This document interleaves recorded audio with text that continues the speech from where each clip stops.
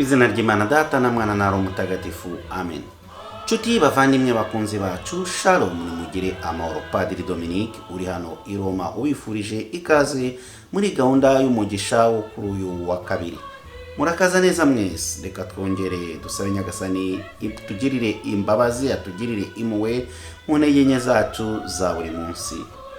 Nyagasani Yezu Kristo ubishatse wadukiza. Nyagasani Yezu Kristo ubishatse wadukiza. Nyagasani Yezu Kristo ubishatse wadukiza. Isomo ryo mu ibaruwa ya kabiri Mutagatifu Pawulo n'umwandikiye Abanyakoreni, umutwe wa 8 umurongo wa 1 kugera ku wa 9. Bavandimwe, turifuza kubamenyesha ubuntu Imana yagiriye kiliziya zo muri Macedonia. Nubwo bari mu ruhuri rw'amagorwa y'ibigeragezo, hakubitiyeho ubukene bukabije, ariko kandi bari no mu byishimo byinshi. Ibyo byabateye kugira ubuntu cyane. Nanjye ndamya ko batanze ku bwende bwabo ndetse birenze uko bashoboye. Ahubwo banyingiraga kubareka ngo bagire uruhare ku mfashanyo yagenewe abatagatifujwe bo muri Yudeya. Baritanze, biyegurira Imana, natwe baratwiha birenze ndetse uko twari tubyizeye nk'uko Imana yabishatse. Nicyo cyatumye nsaba Tito nshishikaye ngo akomeze iwanyu icyo gikorwa yabatangiyemo cyo kugira ubuntu. Kandi ubwo musanganywe ubukungahazwe muri byose, haba mu kwemera no mu kuvuga neza, mu bumenyi n'ishyaka muri byose, ndetse no mu rukundo twabatoje, nimukataze muri iyo ngabire yo kugira ubuntu. Simbibahayemo itegeko, ahubwo ndabamenyesha imyifatire y'ahandi, mukurizeho kugaragaza ukuri k'urukundo rwanyu. Musanzwe muzi ubugira neza bw'Umwami wacu Yezu Kristo, we mukire wemeye kwigira umukene ari mwe abigirira, ngo abakungaharishe ubukene bwe. Iryo ni ijambo ry'Imana. Amagambo yo mu Ivanjiri ntagatifu yanditswe na Matayo umutwe wa 5 umurongo wa 43 kugera ku murongo wa 48. Muri icyo gihe abigishwa bari bateraniye iruhande rwa Yezu ku musozi, maze arababwira ati, mwumvise ko byavuzwe ngo uzakunde mugenzi wawe wanjye umwanzi wawe. Jyeweho ndababwira ngo nimukunde ababanga, musabire ababatoteza, bityo muzabe abana ba So uri mu ijuru, uvusha izuba rye ku babi no ku beza, kandi akavubira imvura abatunganye n'abadatunganye. Nimwikundira gusa ababakunda, muzahemberwa iki? Ese abasoresha bose ko babigenza? Maze se nimuramutsa gusa abo muvindimwe, muzaba murushije iki abandi? Ese abatazi Imana bose ko babigenza? Mwebweho rero muzabe intungane nk'uko So wo mu ijuru ari intungane. Iyo ni Ivanjiri ntagatifu. Mwebweho nimube intungane nk'uko So wo mu ijuru ari intungane. Nshuti bakunzi bacu, karibu nanone kuri aya meza y'ijambo ry'Imana. Nyagasani ugutumira kugira ngo dusangire umugisha we mutagatifu, arakwifuriza ibyiza byose bishoboka. Kuri uyu munsi tugendeye ku masomo matagatifu tumaze kumva, reka tubanze duce umurongo ku cyo twakwita kugira ubupfura, kugira umutima utanga, kugira impuhwe, kugira imbabazi, kurwanaho no gutabara abashonje. Pawulo mutagatifu arimo kwandikira n'ubundi abakristo bahehe b'i Korenti, ariko arabahamagarira kwigiramo umugenzo wo gutabara, wo kugira ubupfura, wo kurebana indoro nziza abashonje. Arabikora yiyambaje urugero rw'abakristo ba Macedonia batabaye abakristo bahehe bo muri Yudeya. Abakristo ba Macedonia bari mu byago, bari mu makuba, bari mu bitotezo, ngo ndetse n'ubukene rugeretse. Ariko muri byose ngo batanze inkunga yabo, ndetse ngo ku buryo burenze, batabara kandi bafasha bagenzi babo bo muri Yudeya. Muribuka ni wacu muvandimwe no Caritas Israel dutanga urugero mu kwezi kwa munani no mu mezi yandi atandukanye, ni kenshi aho musengera bababwira bati nimwitange nimufashe. Hari n'uburyo batubwira bati yenda nidukusanye ikintu runaka tukigenere bariya.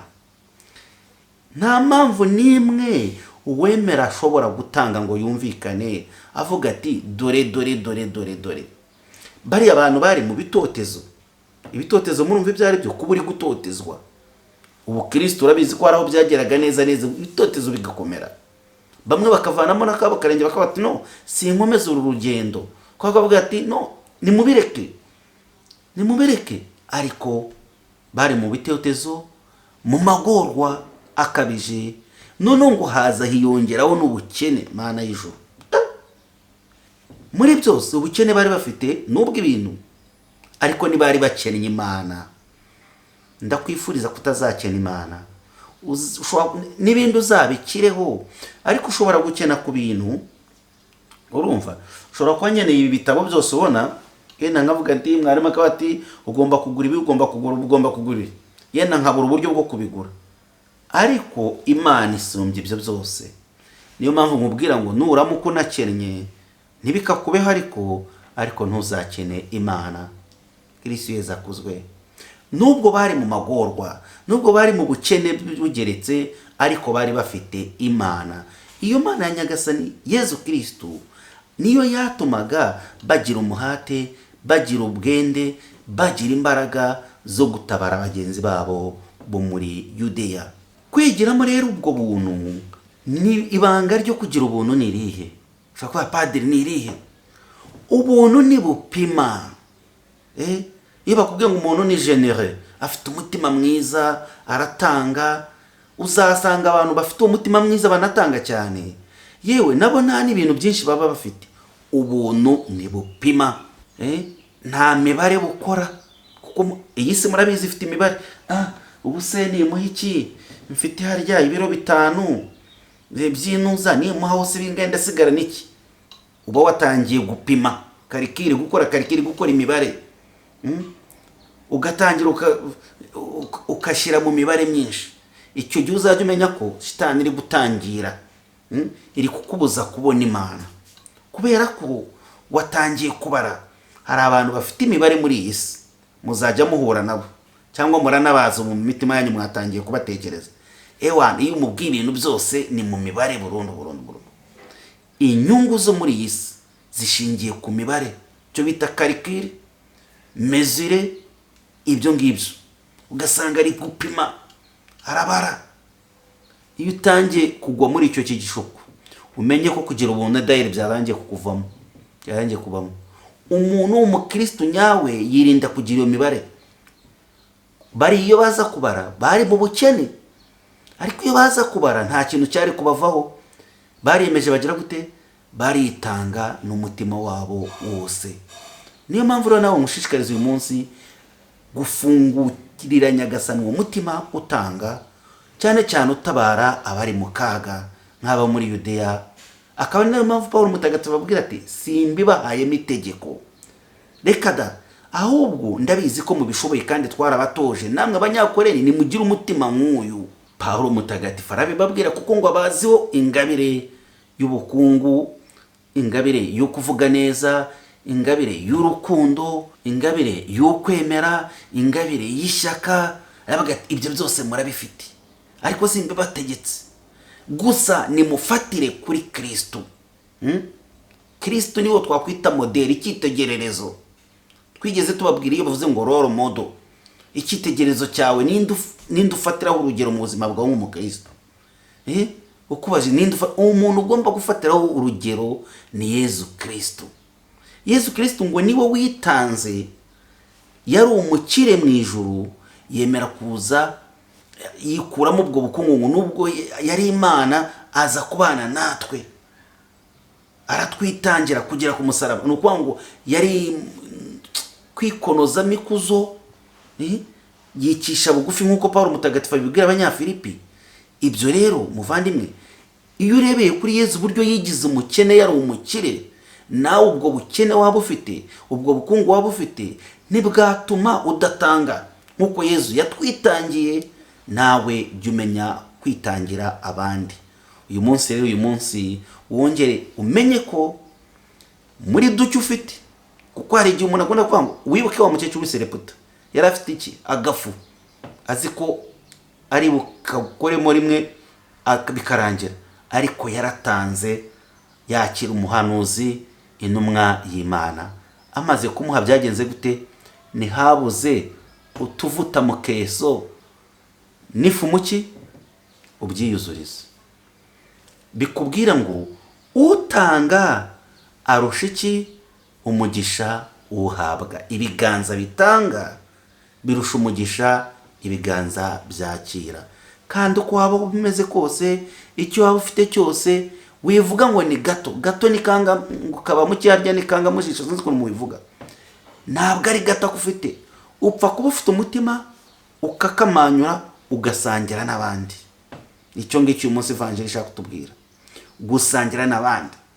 Sinshaka inyigisho nyinshi hano kuri yica, no mumaze kubimenyera ko simfite inyigisho z'amateori menshi, ahubwo tugomba kwinjira mu buzima busanzwe muri sosiyete. Abantu mubayeho mute? Nicyo ngicyo gikenewe mu bintu bifatika byumvikana. Evangelii ntabwo igomba kuguma mu birere, mu birere gusa ukabivuga bikaba nk'amateori, reka ikaguma ari imirongo migari gusa. Igomba kwinjira mu buzima bwacu bwa buri munsi. Uyu munsi ugomba kuvuga uti, harya nafashije bangahe? Harya ni ryari nakomeje ninangira ngo njyewe se mfite iki? Njye se natanga iki pade? Baza gushaka ibintu bya Caritas, akareba nka bya bishyimbo birimo umungu, akaba ari byo atanga. Bavuga ngo mutange imyenda, ukareba iki? Ukareba wa mwenda ushaje nawe ubwawe utakiwukeneye, akaba ari ufasha. Ndibuka hari umuntu bigeze gutanga igitabo, barimo dutanga amakado. Inahangaha hari uburyo dutanga, bavuga ngo ku munsi mukuru buri muntu agurira undi kintu. Hanyuma rero umuntu yampaye ubuhamya, yaragiye agura igitabo. Aguze igitabo, yenda tuvuge agufate igitabo nk'iki, akiguze ariko aragisoma. Amaze kugisoma aragihaga, hanyuma arangiye mu gutanga impano aragenda bari icyo atanga. Urumva yatanze igitabo yaragihaze. Noneho amakado ajya hamwe, bayarundaga hamwe. Bayarunze icyamubayeho, ya kado yatanze niyo yamugarukiye. Ya kado yari yatanze yashize mu gataro, kuko baravugaga ati muzishyire hamwe, muzirundi hamwe, buri muntu akore ku buryo azashyiraho kado y'umuntu atamureba. Ukanyuraho nka nijoro ugashyiraho kado, ugashyiraho kado. Zagera nyuma bakajya umuyobozi ahamagara avuga ati bagakoramo kado bakaguha. Wa muntu kado yari yashizemo niyo yongeye aratora. Aho rero muvandimwe agire isomo bigusigira. Aho ntugira ubugugu ni bwakurembeje, aho ujya utanga hari ikikuvaho. Ko mbona ufite kore mu biganza byawe, wagira ngo umeze nk'akana bahaga ikijumba, bavuga ngo akana ati manyura umugenzi wawe se kakigumana. Wagabanyije ubusambo, wagabanyije kuba gashuhe. Ko mbona uhora ufashe gutya, kandi akaba ari wowe wa mbere wifuza ko bakuramburira ibiganza, ibyawe bizamera gute? Yo, urambabaje. Urukundo nyakuri rero muvandimwe ntabwo rureba ngo nubwo ngiye guha Dominiko nawe azama iki. Iyi si ya none bari abakristo ba Macedonia batabarane bavugaga ngo abo muri Yudeya bazaduha iki. Ariko muri iyi si ikibazo kiri mu uyu munsi ni manguhe. Ntabwo nshaka gutanga ingero, nzongera ntanga izindi ngero. Umuntu akagufasha, umuntu akakwitangira ukagira ngo biroroshye, ariko nyuma yaho ukajya kubona ari kuguha. Wowe ni wamenye ko nawe urundi ruhande hari icyagutezeho. Wagera igihe ukajya kubona icyagutezeho icyo yifuzaga, wowe ntunagishoboye rimwe na rimwe. Nanone no kujya mwitondera ngo ndahabwa iki, ndakira iki. Hari ibitakirwa byose. Niba winjiye mu kuba rutegeye amaboko abantu, hari igihe uzategera ikintu kitazagufasha, kizakwica. Nanone no kumenya ngo ndakira iki. Ese nge ko ndi gutanga nta kintu kibyihishe inyuma, ndatanga mfasha, ndatangira iki? Ahubwo urukundo nyakuri ntabwo rutanga muri kondisiyo za reciprocité, kugira ngo ngwe nawe ume. Ndatanga gusa kubera ko nahawe ku buntu, nanjye nkatangira iki ubundi. Muvandimwe, iteka urukundo umukristo agomba kugera muri kwa gufasha nababwiye, ntabwo avangura, ntabwo areba ngo ndiritangira kanaka gusa uriya mureke, reka da icyo gihe uzabukisha. Ni nayo mpamvu mu ivanjiri twumvise Yesu abwira ati mwumvise ngo uzakunde mugenzi wawe wanga umwanzi wawe. Njyewe ndababwiye ngo mukunde kandi musabire abanzi banyu. Ntabwo byoroshye. Buri muntu narebe inyuma ndajya ngusabe, subiza amaso inyuma ureba bakwanga. Wababonye? Barebe wana filime, subiza filime inyuma ureba bakwanga. Pade, birashoboka se nawe se nta bantu ufite bakwanga? Kubakunda se birashoboka? Sha niba ari ikintu gikomeye no gukunda umwanzi wawe. Iri tegeko Yesu nyine wavuga uti il est très exigeant. Ati Yesu arakabya, Yesu ibintu avuga biraremereye. Ni gute umuntu yaba guhiga, ni gute umuntu yaba yaraguhemukiye, ni gute umuntu yaba yarakugambaniye, ni gute umuntu yaba yarakugushijemo ukaba uri kumbwira ngo mukunde? Ubu Kristo rero nukwanga icyo gihe iyo ndi kwibaza kuri ibyo bibazo ndi kuvuga, mba nyiri muri ya mibare nakubwiye yo kuri iyi si. Ubu Kristo burarenga. Ubu Kristo bararenga. Ivanjiri yaduhaye urugero. Ati ni murebere ku Mana Data yo mu ijuru. Iyo imvura iguye, imvura iguye, ati yo Imana igusha imvura kubaki, kubabe no kubeza. Wakugira Imana maze reba handa aho mutuye, babanze wawe imirima yabo wagushamo imvura. Wagushamo imvura. Sha mubwiza kore abana sha yakatisha imvura kabisa kabati. Mu murima wa Dominiko bwa Nyanga ntabwo imvura akayikatisha, akongera ikagera hakurya, ikongera ikajya kwa kana yagera hirya ikajya. Imana si uko bigenza. Imvura twese tugereraho rimwe. Reba n'ubu bushuye twese buri kutugereraho rimwe, nta kundi. Imana ntirenganya, Imana ntitoranya, Imana nisumbanisha abantu, ko twese dufite agaciro kamwe imbere yayo. Niyo mpamvu rero Imana ariyo cyitegerezo cyacu. Twige rero muvandimwe kubabarira abatwanga, abatugiriye nabi, tubasabire n'umugisha, tubasengere.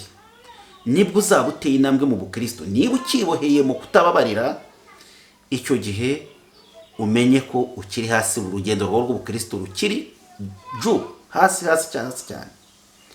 Ikindi, wige kugira umutima wo gutanga. Reba abantu bakeneye hirya hino bagukeneye, bakeneye ubuntu hirya no hino, aho mutuye, aho mugenda n'iki. Uko waba umeze kose, nako ufite ko kangana kariko kose, iga kwirekura, iga gutanga, kandi umugisha uko utanga niko uzongera ukunguka. Ikindi tugomba kwimenya tukumva neza ko ubukungu dufite, ibyo dutunze nko kwa kundi turimo ngo ibyo dutunze byose ni byawe Nyagasani. Murayibuka iyo ndirimbo? Iyo tuvuga ngo ibyo dutunze ni byawe Nyagasani, nese niba ari ibya Nyagasani kuki tubibamo ibisambo? Niba wemera ko ibyo utunze ari iby'Imana, kuki uba igisambo muri ibyo bintu? Nitumenye ko ibyo dutunze twabihawe n'Imana, tumenye ko biri au service des autres, ko bibereye kugira ngo bifashe iki abandi. Bityo rero nugenza ityo ukajya utanga utitangiriye itama, ugatanga n'urukundo, yewe n'ababandi ubona bakubangamiye igihe bahuye n'ibyago ukabatabara, uzaba umwigishwa wa Nyagasani Yesu Kristo by'ukuri. Ndaguhamagara umuvandimwe uyu munsi kongera kusaba Yesu kugira ngo ayongera afungura umutima wawe, umubwire uti Yesu ma imbaraga zo kujya nitanga, kabari nubwo naba mfite kanzinya, ariko numve ko nzagira amahoro n'umutekano n'umutima mwiza, ariko ngasangiye n'abandi. Iyi si tuvuga ko irimo ubukene, nyamara ufashe ibintu abantu bigwijijeho, ibintu abantu batunze babisaranganyije, ndagira ngo ubwize ukuri nta bukene bwahaba. Ikibazo nuko hari bamwe bafite byinshi babitunganya ubusambo, badashaka gusangira n'abafite dukeya. Aho rero nitugomba kurenganya Imana, ngo turi mu bukene, ahubwo twatejwe ubukene na bagenzi bacu bafite byinshi badashaka kubiduhaho, badashaka kubihaho bagenzi babo bafite ubukene, kugira ngo basangize ku bintu bahawe n'Imana. Imana yababikije ibintu ngo mubisangize n'abaciye bugufi. None mwebwe bamwe muri twe ntidushaka gusangiza abaciye bugufi, twibitseho, twigundijeho ibintu. Mbega akaga gategereje bene abo bantu bakora gutyo. Wasabye Imana iraguha, ariko wowe ntabwo uri gutanga. Ineza, impuhwe n'urukundo bya Nyagasani Yesu Kristo bihorane nawe n'abawe bose.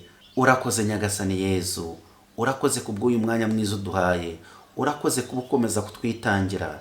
Tera muri twe umutima wo kugira umuntu wo gutabara bari mu kaga, wo kugira umuhate wo gutabara buri muntu wese. Uduhe gukunda abanzi bacu nk'uko nawe ubwawe waduhaye urugero kugusha imvura ku babi no kubeza, bityo urwo rukundo rw'ukuri ruturanga arirwo ruzatubera intandaro y'umukiro wo kwinjira mu ngoma yawe, wowe ugategeka iteka ryose. Amen. Ramburira Nyagasani ibiganza byawe bikiza ku barwayi bose, ku bari mu bibazo, mu bitotezo, mu mage, abo bose kubw'impuhwe zawe ubakize, ubatabare, kubwa Nyagasani Yesu Kristo umwami wacu. Amen. Nyagasani Yesu nabane nawe, ushobora byose nabaho mu Imana Data na Mwana na Roho Mutagatifu. Amen. Padiri Dominique, i Roma. Mwese mbifurije umunsi mwiza.